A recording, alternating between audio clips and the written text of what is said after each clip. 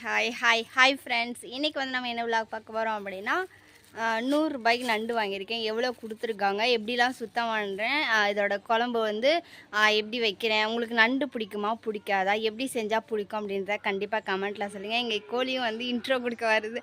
Okay வாங்க, எப்படிலாம் clean பண்ணுறேன், எப்படி கழுவுறேன், என்ன பண்ணுறேன்னு பார்க்கலாம் வாங்க.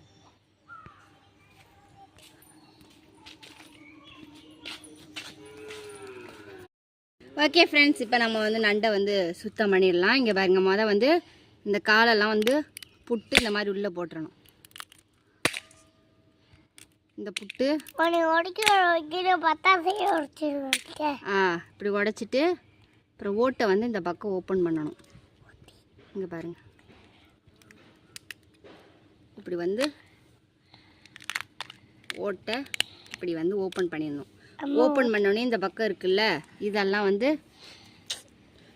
வந்து க்ளீன் பண்ணி எடுத்துடணும். இங்கே பாருங்கள், இந்த மாதிரி எடுத்துடணும். எடுத்துட்டு நண்டை வந்து இப்படி ரெண்டாக புட்டு போட்டோணும். இருங்க, புட்டு போடும். இந்த மாதிரி ரெட்டையாக புட்டு போட்டுட்டோம் அப்படின்னா சூப்பராக வந்து நம்மளுக்கு நண்டை எப்படி க்ளீன் பண்ணிவிட்டு எப்படி இருக்குன்னு காட்டுறேன். நண்டை நம்ம நல்லா புட்டு போட்டு கழுவி எடுத்துடலாம். இதெல்லாம் முட்டைங்க, நல்லாயிருக்கும்.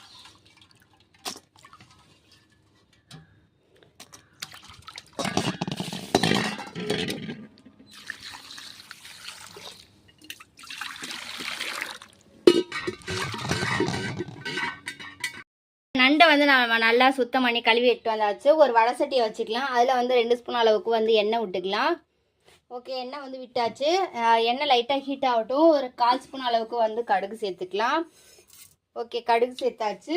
கடுகு லைட்டாக வெடித்து வரட்டும். நம்ம வந்து சின்ன வெங்காயம் தான், நீங்கள் சின்ன வெங்காயம் சேர்த்துக்கோங்க. சின்ன வெங்காயம் இல்லாத பட்சத்துக்கு நீங்கள் பெரிய வெங்காயம் கூட ஆட் பண்ணிக்கலாம், ஒன்றும் தப்பு கிடையாது.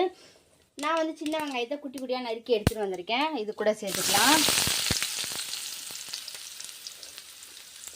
இப்போ வந்து வெங்காயத்தை நல்லா கோல்டன் கலரில் வர்ற வரைக்கும் நல்லா வதக்கி எடுத்துக்கலாம். ஒரு ப்ரௌன் கலரில் வரும்ல, அந்த மாதிரி நல்லா வதக்கி எடுத்துக்கிட்டிங்கன்னா குழம்பும் சீக்கிரம் கெடாது, டேஸ்ட்டும் வந்து நல்லா அவங்களுக்கு எடுத்து கொடுக்கும். இந்த மாதிரி வெங்காயம் வந்து நல்லா வதங்கினதுக்கப்புறமேட்டு 2 பச்சை மிளகா, ஒரு நல்ல பழுத்த தக்காளியை வந்து இதில் ஆட் பண்ணிக்கலாம். இப்போ தக்காளி நல்லா குலைவாக வர்ற அளவுக்கு நல்லா வதக்கி விட்டுக்கலாம்.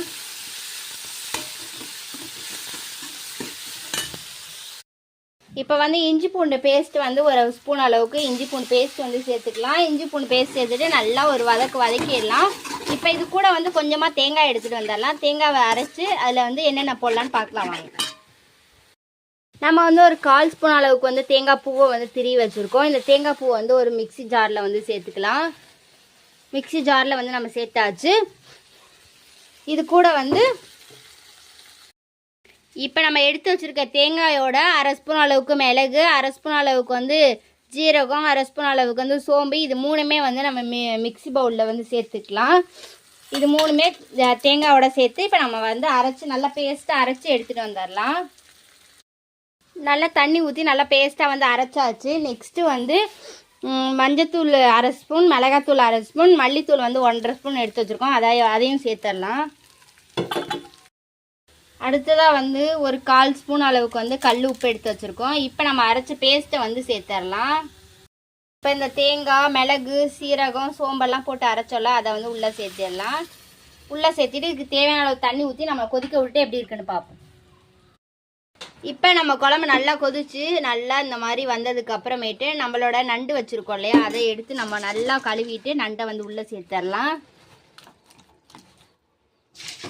இப்போ நல்லா கொதிச்சதுக்கப்புறம் நம்ம எப்படி இருக்குன்னு பார்க்கலாம்.